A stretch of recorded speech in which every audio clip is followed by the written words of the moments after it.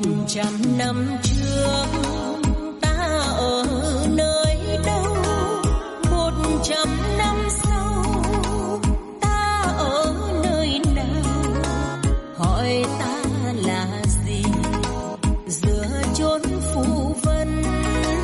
ta đến từ đâu, ta đi về đâu. Thời gian trôi mãi không chờ đợi ta, nửa đời trôi qua tóc đã bạc màu, hỏi ta